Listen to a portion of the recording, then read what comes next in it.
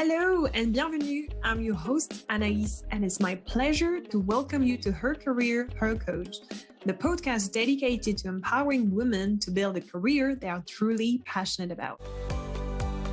Dear listener, thank you for tuning in to another episode together, and I cannot wait for today's guest, Alëna Romanenko, to share her career journey with us, as it involves a lot of diversity and multiculturality, if it is such a word.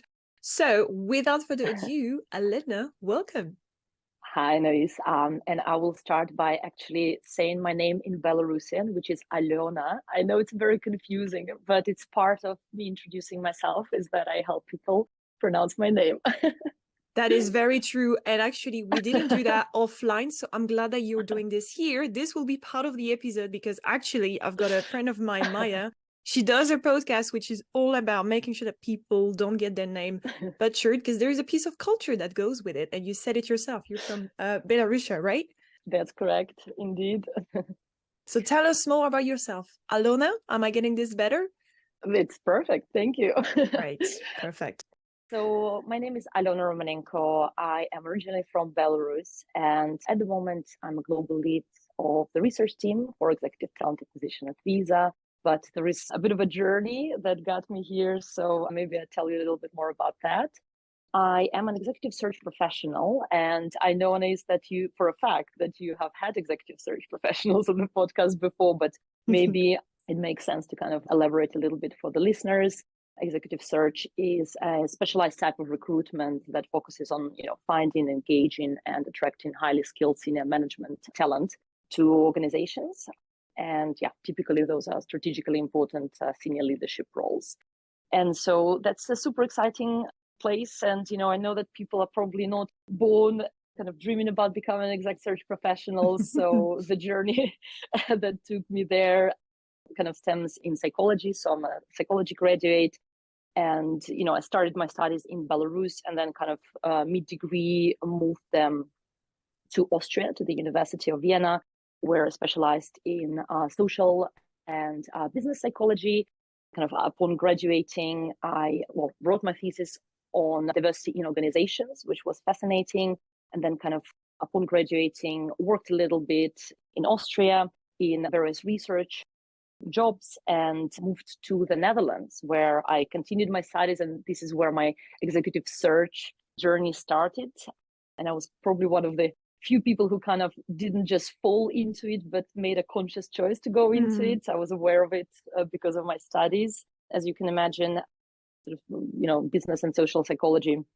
And just kind of when a recruiter called and said, hey, there are a couple of roles on the table, I consciously chose executive search with Spencer Stuart, one of the global search firms, and started my work in the Netherlands and then moved with them to London, kind of continuing my journey, broadening out into other functional areas. Sort of I've always been a member of the TMT practice, so technology, media, and telecom, and then kind of broadened out into technology as a function, so the technology officer practice.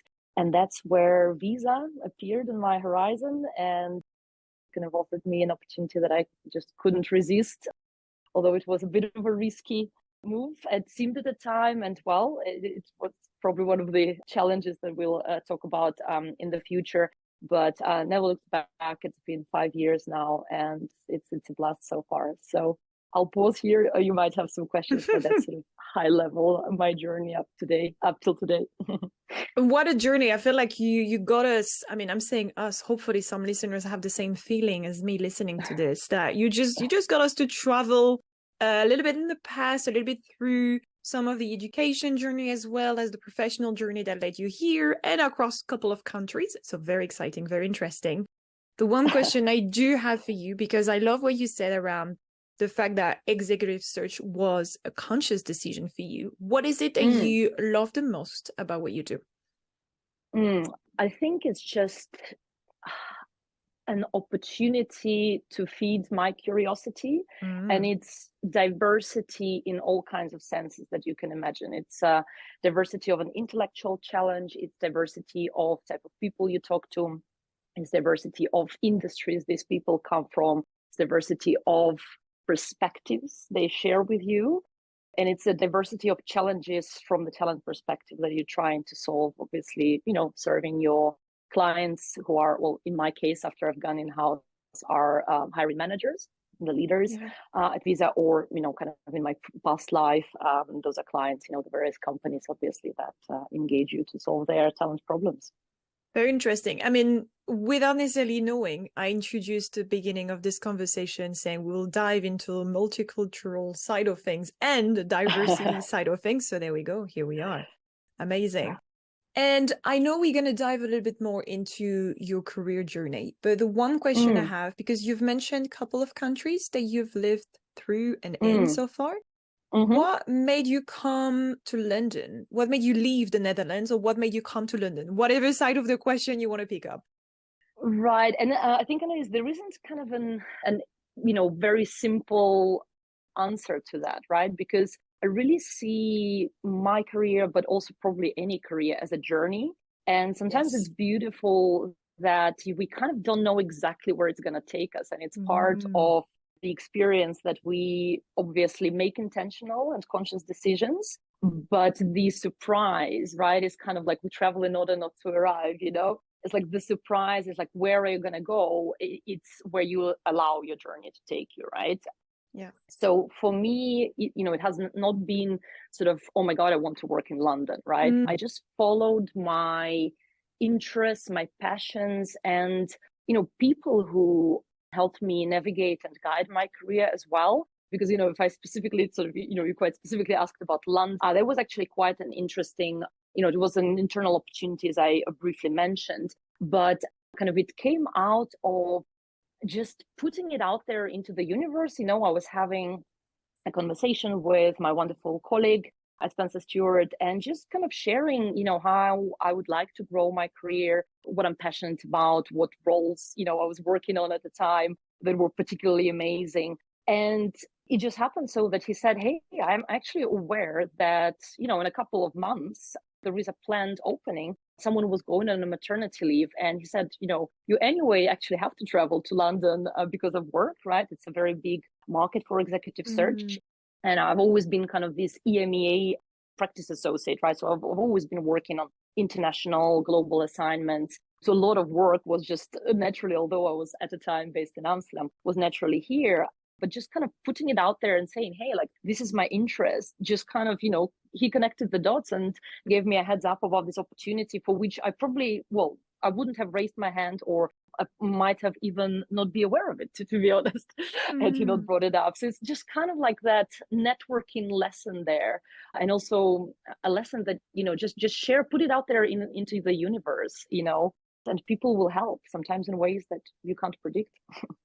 I love that. I'm so excited you share that. I was not expecting, as usual, a particular answer, but I think a lot of people, I mean, hopefully we're getting better at this, but for, I don't know, a lot of years, even decades, we were, and when I say we, obviously put myself in that same basket, conditioned by somehow having a vision of like a career that is linear or that is hierarchical. And obviously, things have shifted around, especially with COVID. We saw how the world can just fall apart in a matter of a couple of weeks and month. And I think things are definitely being shuffled around in a way. Some things haven't changed, and that's fine, but some have. And I think the beauty of that, like you said, is to embrace the journey. So I love your philosophy, and for anyone listening in, I think it's a beautiful way of also alleviate some of the pressure on your shoulder to get it to the next stage and the next stage. Like you said, it's about following the right connections, conversations, putting it out there, having, some conversation with your network and see where it takes you. Obviously, listen to yourself in the process, but also being open to wherever this needs to lead. As in, for now, it's London. Maybe, I don't know, next year you'll be in New York. Who knows? Absolutely. Squiggly careers. Yes. It was the keyword that came to my mind. It doesn't have to be linear. And I think it's a big lesson that, I remember back, kind of like when I was starting out, it was always like, you need a promotion, right? It's like you go sort of up, up, up. But sometimes the most exciting parts of the journey are actually when you take that, what might seem as a sidestep or some kind of a exploration that looks a little bit squiggly. That's where the learning happens, and you'll appreciate it later. Absolutely. Talking about learnings, I think it is time for us to dive a little bit more into this career of yours, this journey of yours, like you beautifully said. So let's have a look on the achievement side of things. I know you've listened to episodes before, so I think you know the drill. I'm a fan of the podcast indeed. That's very kind. That's very kind. What would you say have been your top 3 achievements? Okay, let's look at this. I would probably say that the first career achievement is, so I know it's sometimes we think about our career sort of as professional career, right? But I would actually say that my first career achievement was moving my studies and my base from Belarus to Austria, to the University of Vienna, because professional career doesn't always start with your first job, right? No, it doesn't. Yes. It sort of starts with foundations, it starts with education, whatever it means in your specific case, right? Could be college, could be university, some vocational school, right? Could be a variety of things, but those foundations are like, that's where the learning happens. That's what you will be building the rest of the house on top of, right? And exactly. So for me, I know that, you live in a country different from, your origin. There is kind of a whole set of challenges that come with that. And, we'll probably dive a little bit deeper into that later on. But sort of that, I guess, not being afraid to say, hey, you know what, I will just do it. And, there was a lot of comments at the time. I remember even the dean of my university in Belarus was really kind of very openly questioning my decision to move, and sort of like, are you sure? Maybe there are other alternatives. And there was, of course, an additional challenge to that as well, that the studies in Vienna at the time, they didn't have English speaking programs. Oh wow. So they actually had to be in German. So I had to sort of, in a very accelerated manner, learn German. Yeah, to actually to the level where I could, study psychology, right? Could prove that. So that was quite interesting. But I think, which is why I kind of put it into the bucket of achievements, really, because there was a lot of, intentionality and a lot of work that kind of went into, okay, if that's what I want to do, right? And, I was very inspired, of course. The University of Vienna is a alma mater of Sigmund Freud. And, as a big fan of psychology, sort of, I was like, I need to go there, right? Yeah. And maybe it's like a bit almost a romantic idea, right? But like, that's what drove me. And that's what kind of, I guess, gave me inspiration and motivation to, do kind of certain things that, seem challenging even when I look back. But, that's the fun of it. No? I love that. Yes, 100%. And I think, like you said, it was a big step out of your comfort zone, but it is part of your career in the sense that it is part of your journey, right? It makes you who you are today. It makes you open to different things, different ways of thinking, of doing, of working, or whatever that is. So thank you so much for sharing. Yeah, no, absolutely. And I mean, I guess to kind of continue in terms of, career achievements and just kind of that logic, I would probably say that the next one would be not being afraid to make leaps into the unknown on a sort of high level note. I swear, everyone, Alёna is not paid to be on this podcast, right? She's literally sharing whatever comes to her mind. I love this one. Sorry, carry on. No, and thank you for enthusiastic reaction. No, but it's, and like one could sort of point out maybe a couple of specific cases where that happened in my career. Like, for example, making a transition from, a search firm life into an in-house environment, right? So leaving Spencer Stuart, and going kind of to Visa. Very, very different setup, right? And maybe I need to elaborate for people who are not kind of intimately familiar with sort of what's actually the difference, right? But, when you're in a search firm, you have multiple clients, right? Whatever your practice is in terms of industries, right? You have a whole selection, a whole portfolio of clients, and, the problems you're solving there are quite varied, right? Clients can be small, medium-sized, enterprise grade, private equity backed. And there is a certain sort of attraction of that complexity. And obviously, almost like this badge of honor, right? That you are serving that host of clients, which is amazing. And I think a lot of colleagues were, who have not experienced the in-house environment, they sort of said, well, hey, you might be, are you not limiting yourself? Is this a wise move? And, kind of just also hearing them, obviously taking on board what they say and asking myself an honest question, do I know what I'm signing up for?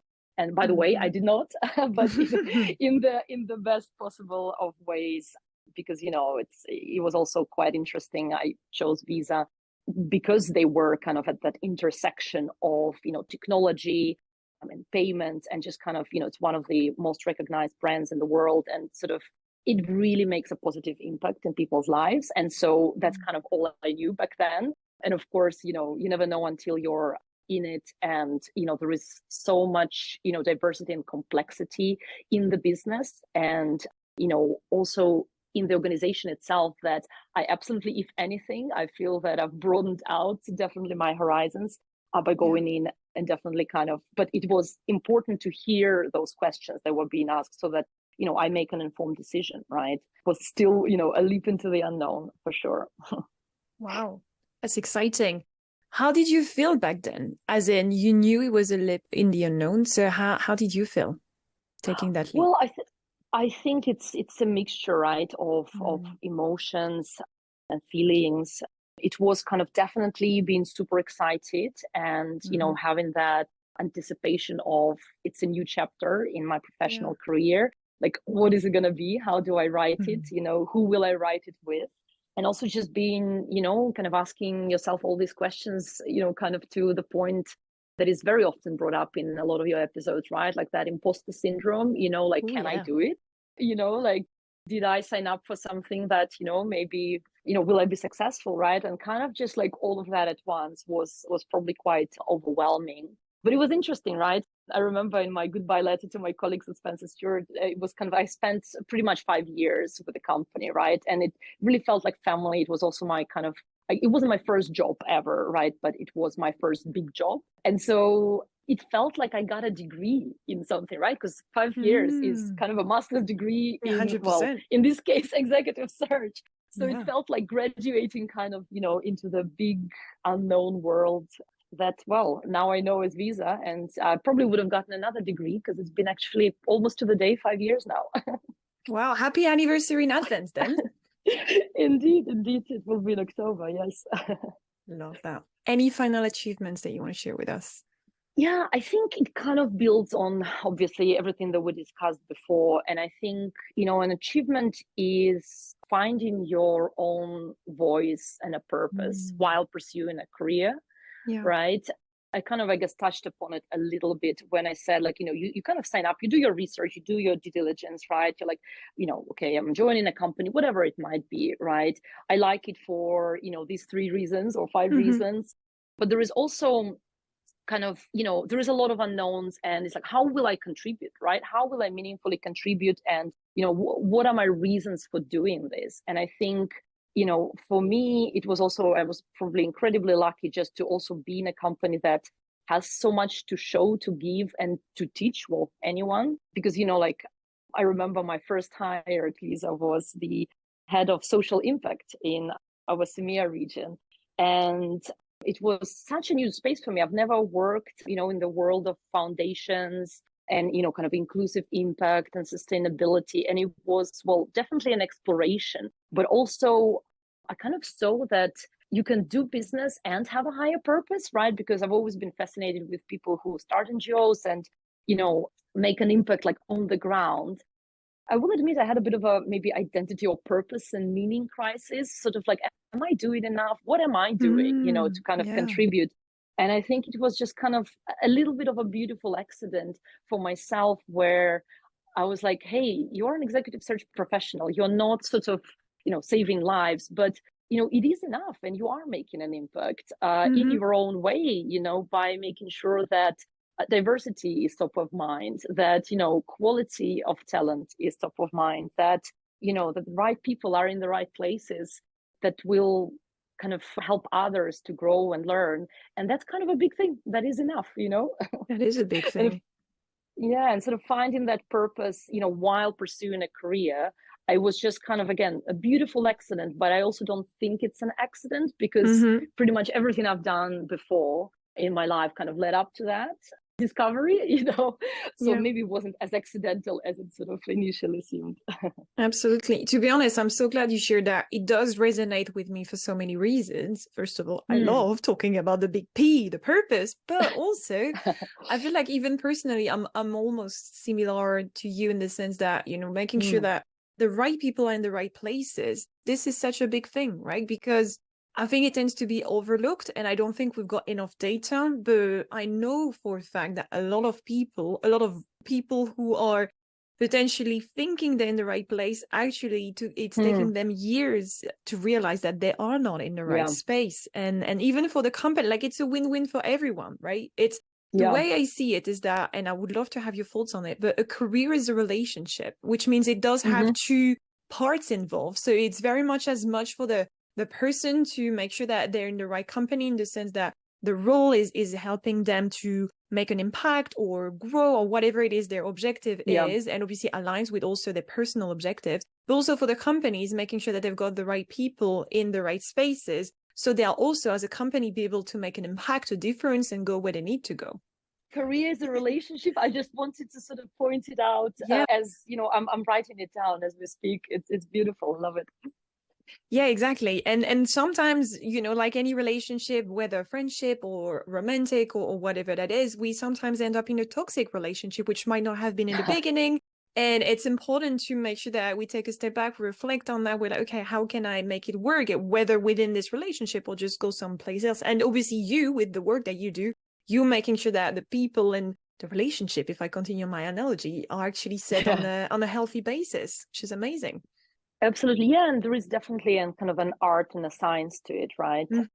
That point about, building relationships. I remember one of my former wonderful bosses, he said, look, don't pursue promotions, pursue relationships. It is a relationship business. And so, just pursue that, follow that Mm-hmm. versus anything else. And obviously you'll learn, and there are so many tools and methodologies of, kind of how to ensure that the science bit helps us kind of make the right choices. But there is definitely an element that is art to it, right? Where through conversations, you actually help people both get to know themselves and understand themselves so that they can make the right choices in their lives and careers.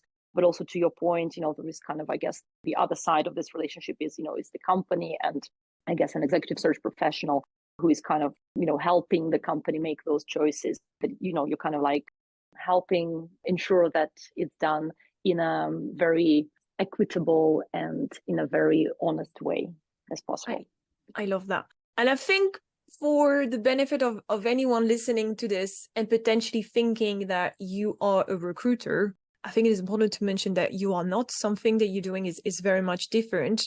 And I'd love you to have your thoughts on that. I don't know to what extent you've seen that in either the industry or the colleagues or the network that you have. But unfortunately, I know I'm opening a big can of worms here, but I have experience with some of my clients who have had really, really negative sort of experiences themselves with recruiters, but very much on a transactional side of things, which means there are also a complete difference between what you're doing as an executive search professional, obviously being part of Visa, versus the recruiters who are out there. Because I mean, there are various of recruiters out there, types of recruiters, types of firms, and so on. So I don't want to generalize anything, but what I would love to make sure that everyone listening to this knows is that making sure that you work with someone that you can trust, that you can have an open conversation with, like you're doing, making sure that the person that you're working with, whether a recruiter or whatever job title they have,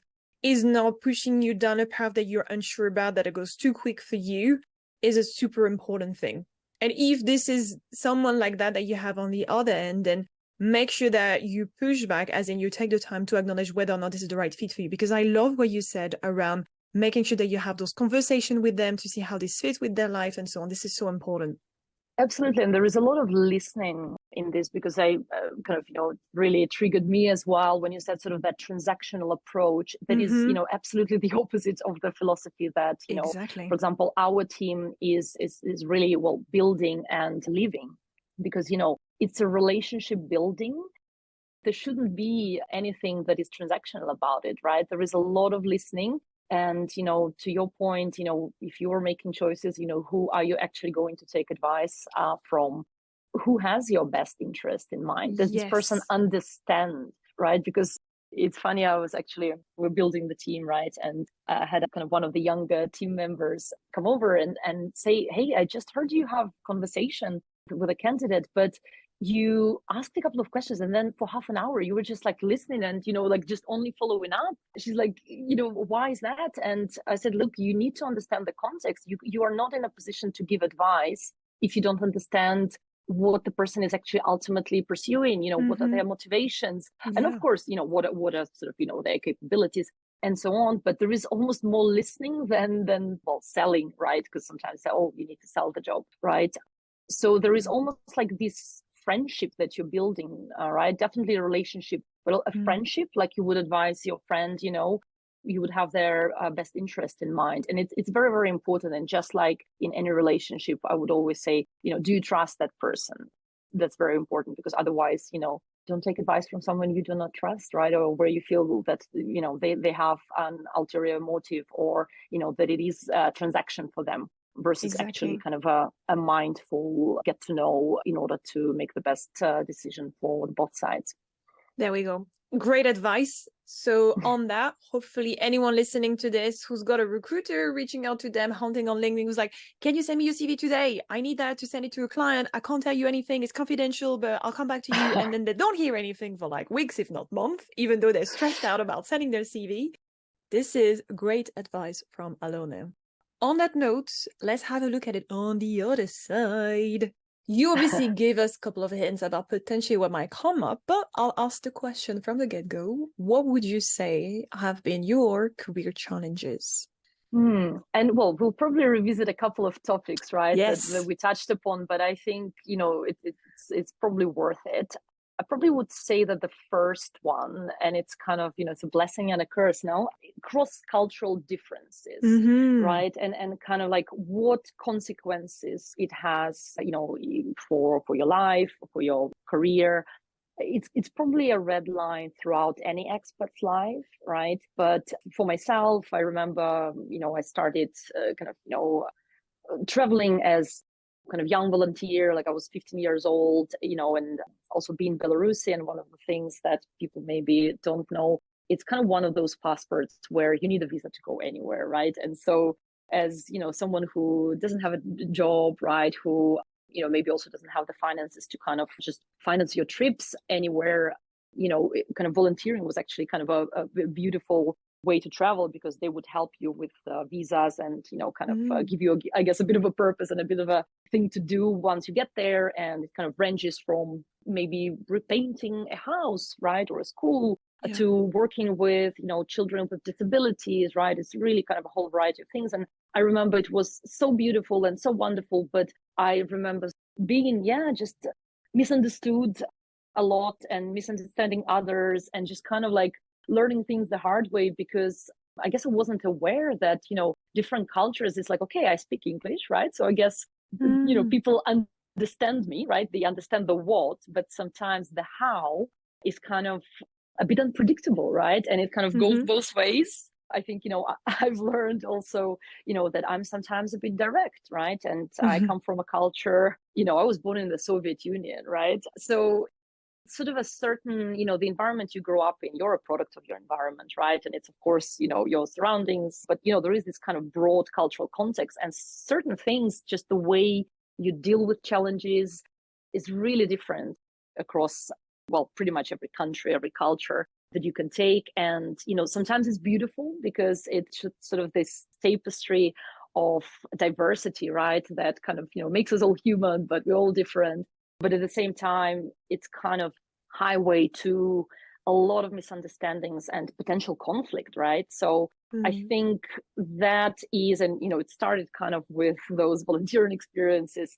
And obviously, you live and you learn, and you improve and you get better. But it just, it keeps on coming, whichever countries I've, lived in, whether it's being a Belarusian in Austria, right? Or being an international young professional in the Netherlands, or, like a European, because I did become a naturalized Dutch citizen, and then as a European, I moved to the UK, to London just after Brexit, right? So kind of, and all these little kind of cultural nuances, they have a flavor, make it beautiful, but also just kind of remaining acutely aware of the potential consequences and the potential for conflict that is in there, and being mindful of that, and kind to people around you who might be very innocently misunderstanding you, but also being kind to them, in just, I guess, being a bit softer and not thinking that your way is the only way, right? 100%. It's an important topic, and so far on this podcast, on the season 2, I've had 14 different nationality, which was a very sort of conscious decision I've made when it comes to the variety of guests, because I think, like you said, there is so much to say about multiculturality, and especially when you're building, for example, a career, or you're exposed through your work of various nationalities and cultures and so on. And like you said, I think at the beginning, I remember coming here, nobody would understand what I was saying, because I was speaking like that. I had a very strong French accent. It was very hard, and everybody was like, whoa. And I remember I was like, I need to work around this. Not to say that I will ever get rid of it, because obviously it's still around, this French accent. But like you said, I think at the beginning, it could feel like a big whatever mountain or wall or whatever image comes to mind. But at the same time, it is the most challenging, yet it's the most sort of humbling journey that you can go through, because it really forces you, like you said, to not make any assumption, to not necessarily question 100% of yourself, but to think, okay, what are maybe the things that I should either communicate or do slightly differently to make sure that I meet the person where the person is at.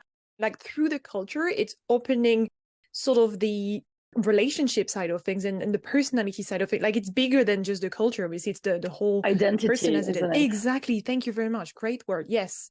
So I'm so glad that you're bringing this one up. Great challenge, and at the same time, great opportunity, right? It's like, it's always on the two sides of the coin, isn't it? Absolutely. And I think there is maybe one last kind of bit that I will mention on that note, because to the point about identity, right? I think there is an element here. Do I blend in? And do I maybe give up a part of yourself, myself, to be accepted? Or do I sort of keep on insisting and almost like overemphasizing, right? And where is that going to take me? Kind of finding that balance is probably super key, because, the answer is, as you can imagine, not in either of those options. Exactly. Completely agree. It's a subtle nuance that you have to make with yourself and decide which part you keep in a way, which part do you sort of mull around. But I love that. Nice. Any other challenges that you want to share with us? Well, let me share probably kind of a recent one on my professional journey. It's moving from an individual contributor role into a leadership role. Yes, this is good. This is good. I know it sometimes comes up, right, in your conversations and in other episodes. And I think, everyone has their own flavor of what exactly that means. But it's kind of that learning, right, from pivoting from just getting stuff done to kind of getting stuff done through others. There is a completely kind of different focus there. And, for me, I'll come back to that sort of move from an environment where, you're a consultant, right, in a search firm, and then you move into that, into a leadership role, right? And even an individual contributor role in a different context. It's just like, are we just providing options and, giving solutions? But the what becomes less important and the how becomes more important, right? Yes. How do you help others and inspire them, right? To actually, want to be part of your vision and mission, kind of, how do you do these things together? So that's kind of a very interesting journey. I'm definitely still on it, but I probably haven't learned so much in 1 year that I have, for example, since I've started my kind of, relatively new role. It's been a year and a half, right? But it was kind of that transition that happened when I became the research lead, from just being kind of an associate and just working on searches myself. And there is, it's so beautiful working with people. It's difficult, but I've learned so much about myself. So I just also would like to say that I guess as much as it's difficult, and I've definitely heard people say that they don't want to be in a leadership role, and sometimes they try and then say, you know what, I actually would love to go back to an individual contributor role. You know, if that's the right path for them, that is absolutely the right choice for them, you know what I mean? But kind of experiencing what it is, I would always encourage people to just kind of take the challenge, have a look, see if it's for you, and then you can make an informed decision. Absolutely. I'm so glad you're sharing this one. I mean, nothing else to add. Like you said, it's the respective journey, but I think, correct me if I'm wrong, this position has made you learn sort of different things, which means not more, but like things about yourself. It's less about sort of like the knowledge and doing, like you were saying, but it's very much around the collaboration and the working with people side of things. Absolutely. And also how to actually build relationships in a way that will help you and others. I know it's a famous quote by Eleanor Roosevelt. A good leader inspires people to have confidence in the leader. Yes. A great leader inspires people to have confidence in themselves. Yes. And how to do that is kind of, you know, the devil's in the details, right?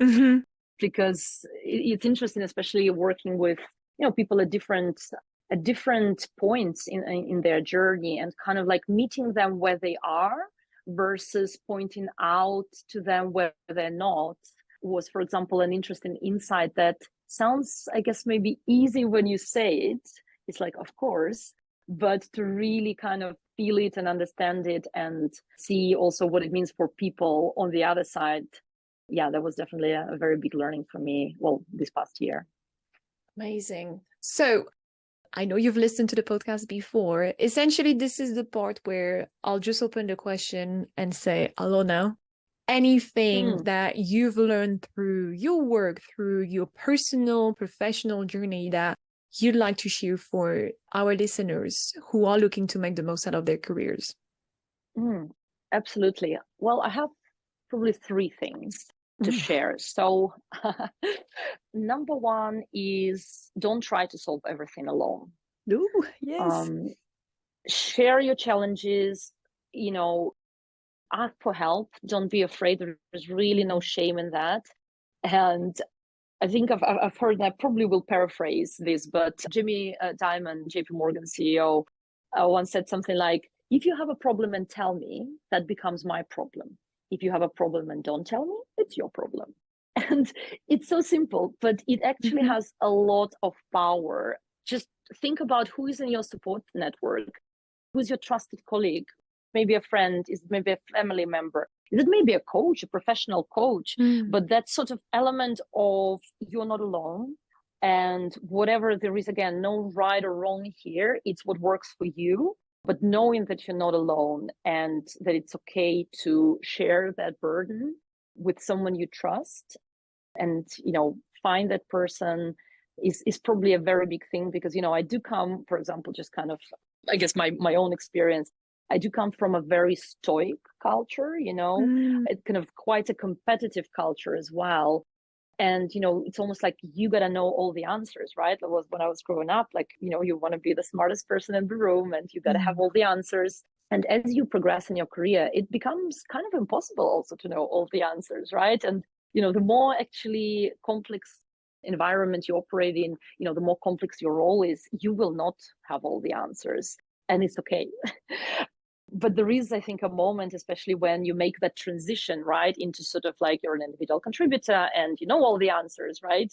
And then maybe it's that more complex role and you're not sure yet how to do it. And you try to solve it yourself. And, you know, it can lead to burnout. It can lead to, demotivation, right? Just sort of, why am I doing this? This is all too much. It stops being fun. And just the simple thing of knowing that you're not alone and try not to like, don't try to solve it by yourself is maybe a piece of advice that I would share that helped me a lot. It's a great one.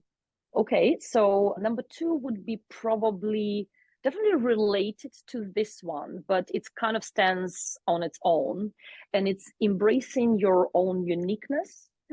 It also goes back to those cultural differences, I guess, you know, specifically in my story, but don't be afraid to bring who you are to whatever you do. Yeah. And just kind of like leverage what makes you for your career success, because that's kind of this artwork, right, that you create, and it will be so much more multidimensional if you aren't afraid to use kind of the whole palette that you have at your disposal, right, instead of just maybe using a pencil because it feels safe and familiar, right?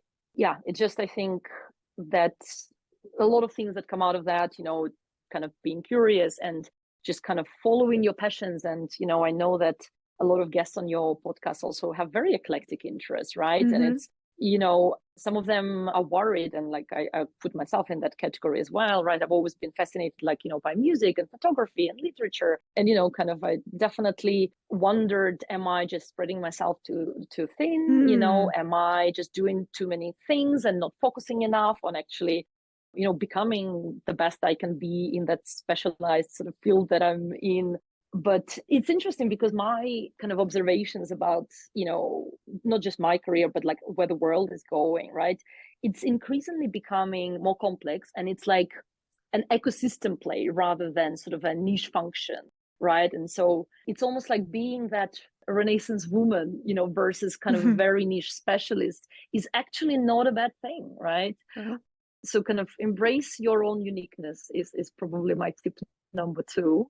Nice. And the last one would be, very simple, but maybe the most impactful is, love yourself. Okay. Nurture your resilience. It's very easy, especially if you're also from, or either you're operating in a competitive culture or you are from a competitive culture, there is this element of get through it, push through it, just get it done, right? The stoicism that, can be inspirational, but also, we are human, and a life-work balance, whatever it means in your book, very, very important. Don't forget that you need social time, and nurture your body and soul, right? Do sports, listen to things that inspire you. I don't know, go to festivals, things like that. I think it's just important. The life work balance cannot be, the importance of it cannot be sort of overstated, I think. Amazing. I love it. So many great tips. So one final question for me would be, what would be one word summarizing the conversation we just had together?